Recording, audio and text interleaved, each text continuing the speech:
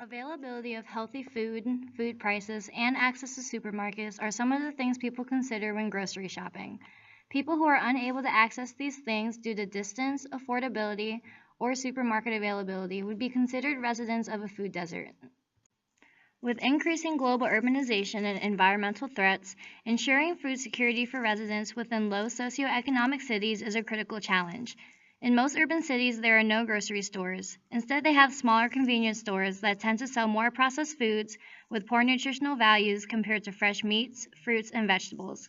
Most foods in these convenience stores are high in sugars, fats, and empty calories, which have many negative impacts on the body. The steady suburbanization of major food retailers is contributing to the emergence of urban food deserts, which are areas where people of low income have to travel more than a mile to access fresh produce and whole foods. This can have serious negative impacts on the human body, including the development of chronic diseases such as obesity and diabetes. The current U.S. food system inhibits some people from accessing and affording quality food. Food deserts contribute to the statistic that 1 in 3 Americans are considered to be obese or overweight.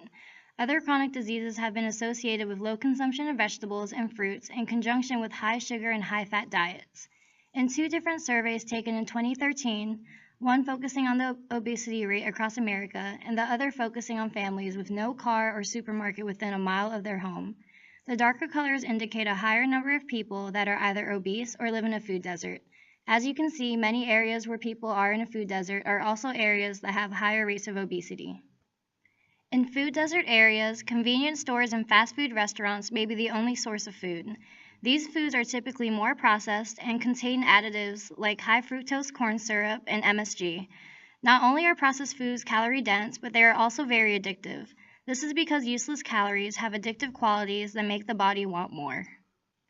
Processed foods are not as easily digested in the body compared to fresh unprocessed foods. This is because the body is unable to break down the larger macronutrients in these foods.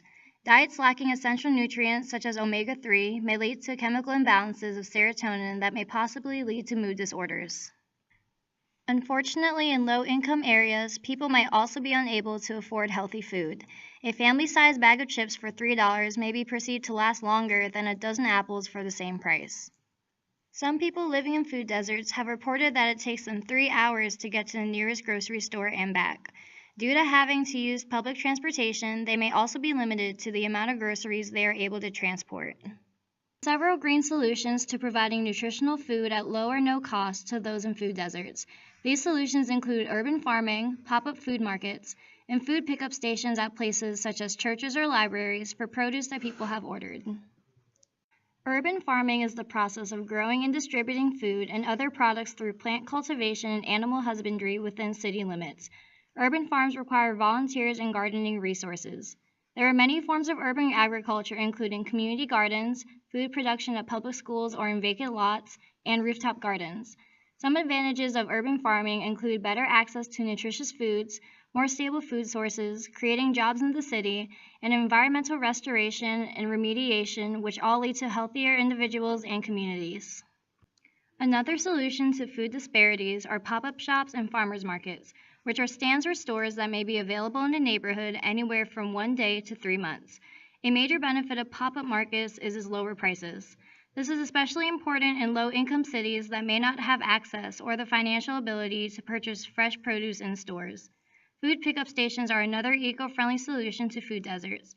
The purpose of food pickups is to have a predetermined amount of food delivered weekly to maximize use and minimize waste. Purchasing food online with food stamps and being able to pick it up somewhere is another possible solution. This allows families to have access to nutritional foods at an affordable cost.